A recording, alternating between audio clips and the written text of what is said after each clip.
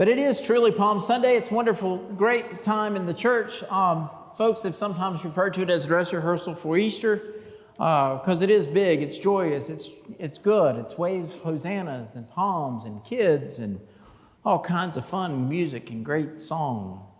It does, it enlivens their heart. But then at the same time, we're here in the middle of this just before Holy Week. So difficult days ahead. But that's okay too. Partly, one thing we've talked about during every Sunday in Lent is the fact that every Sunday is a little bit of Easter, because it's truly in the light of the resurrection that we live our lives every single day. And a liturgical season can't take that away from our minds and our hearts. So, here we are. Jesus enters into Jerusalem, is kind of getting there. According to our text in Luke, it's a little bit different. He's on the way still. My goodness, this seems like an international travel flight with 14 different delays. He's still going since chapter 9. He turns his face toward Jerusalem. He's headed that way, and still 6 weeks later, we're still getting there too. In our culture, where we put, a gourmet sandwich in the microwave that's been frozen just a few minutes, it's pretty good, pretty quickly. And yet here we are, still waiting, anticipating, looking forward, anticipating Easter to come. Well, if you're looking for palm branches in our text that we read today from Luke, where were they? It didn't say a blooming thing about palms. You've got to be kidding me. All these palms for nothing? Well, it does talk about cloaks. And we know that Gospel Luke is sometimes the gospel with everything gets flipped upside down, written to people who are affluent, people who are Jewish, people who are, everything that you know and you think you know is suddenly flipped upside down. Yep, been there. That feels like our world sometimes these days. What we know is our steady and calm reprieve and focus and turmoil is flipped upside down. And yet, partly what I think Luke is trying to do is to help us see and understand that in other Gospels, it really is. These palm branches are waved as kind of a way to welcome troops back after a huge victory at war, to welcome kings and leaders, high moments of celebration of palms waving in the air, probably that size palm more so than this size palm. But it does, in the Roman world, in the Jewish culture of this time period, that this meant big deal. This was a good thing. We had won. The new king is here. And yet in Luke, there aren't any palms. You got to be kidding. Why did Luke leave it out? Was he not there? Did he make something else up? Was this another event? I don't know. But I do think it's important for us to read the Gospels as they present themselves. We do that a lot. We do it with Christmas. We set up nativities and we have the wise guys there together with the shepherds. That's not scriptural. We just do this stuff in our minds. We put it all together. It's just one big fuss. We just put it all together all the time.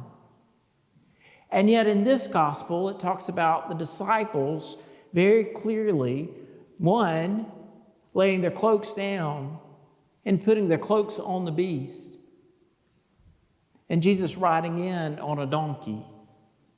Now, I don't know about you, but if I get a wartime leader coming in on a donkey, I'm going to wonder, what's the budget? Like, what's the problem? It's a little bit like Pope Francis, who's continuing to recover, and we continue to pray for him and his leadership. But they say that the Vatican garage, they can't get any of the priests to use any of the Mercedes these days. Everybody wants to drive a Ford or Renault or Fiat. Now that's kind of hanging out with the donkeys, the little cars. Not to make some big, sightly, huge announcement of a chariot and a great war horse with all the protection of armor around them, to be lifted up high so that everybody around, it doesn't matter how big the crowd is, that you can still see who's up and leading.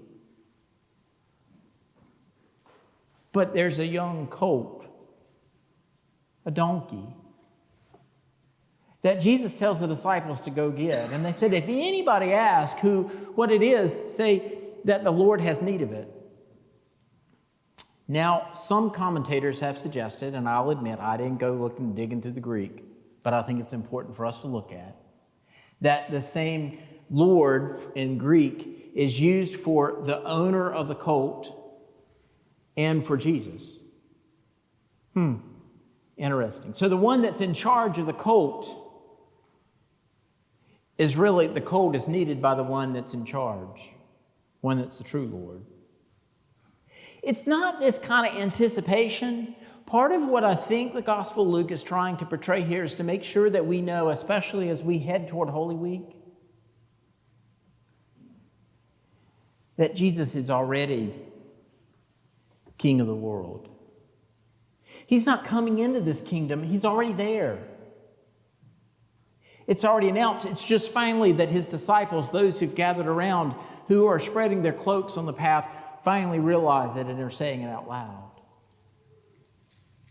They've realized that he's their king. They realize that Jesus' rule is already in the earth, regardless of what the Roman authorities want or say or do. Jesus is Lord of all. That's from his birth. That's why the stars were shining. That's why the shepherds were there. That's why the wise men came. That's why the angels sang. Is that, what was the angel's greeting? Peace, goodwill to all, peace on earth. Ooh, now that I like. And that was wild. That the people who were laying their cloaks down for Jesus to go across. It says in the Gospel of Luke, blessed is the King who comes in the name of the Lord. That's not blessed is the one who's about to be king. That is the King. And then they go on to say, peace in heaven and glory in the highest heaven. They proclaim it, peace of God is in the world, and they know it. Even in the midst of all the frustration and the uncertainty and the disharmony all around them. It's tough, but that's really where we find ourselves most of life, I've figured out. I mean, there are great days that we live. There's beautiful sunny days. There's just pleasant, slight wind. There's the gentle rain in the spring that makes all the flowers and the grass beautiful. And then there's the storms, the hailstorms, the water that's torrential rain pour, and the wind that'll blow a building down. And we all live in that same moment for most of our lives, knowing uncertainty. And yet at the same time, we know that Jesus is our claim, our trust, our hope, our todays and our tomorrows, our yesterdays, and all the days in between, our forevers. We claim that because we are God's people, and we understand that not only in our world, but in our hearts and in our lives. I think it's interesting, too, back to the donkey just a minute, that this was a young donkey that we would have seen, that had never been ridden, right? And Jesus somehow sits on it and rides it. Now, I don't know that Hollywood has ever portrayed this, and I did not grow up on a farm, but I do know that Hollywood portrays on enough horse shows that somebody has to break the horse before you can actually ride it. Is that right? For donkeys too? I don't know. Maybe you research it this week. You got a Google search to do. It'll change the algorithms. But Jesus was able to sit on that colt. Partly, I think maybe what others have suggested, and I'll present it to you, is that Luke wants to make sure that we know that Jesus is not only king then, but also king of all that is, and that can calm the animals. I mean, the one who can calm storms in the belly of a boat Surely, I mean, a little donkey's not that big a deal. And it also helps to prove, to show, especially to those who are Jewish people who understand the Gospel of Luke, that the prophecy of Zechariah has been fulfilled, that the ruler comes in riding on the donkey.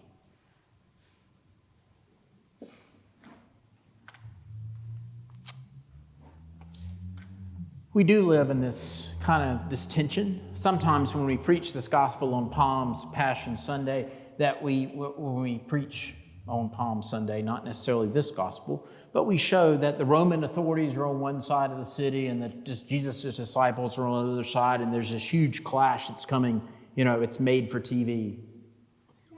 But in the Gospel of Luke this time, that Jesus knows where he's headed, and he's willing to go there, and in a gentle way that's not anything that looks like a powerful Messiah that most people want.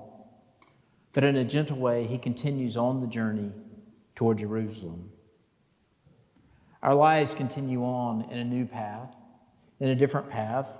Sometimes we feel like we're real close to getting everything right around us.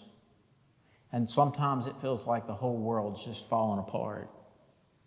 And yet at the same time, we continue to go forward and to move forward because we know Christ is present with us, that the Holy Spirit stays with us, that we continue to be inspired and guided and supported and loved and cared for and about by God, the creator of all that is.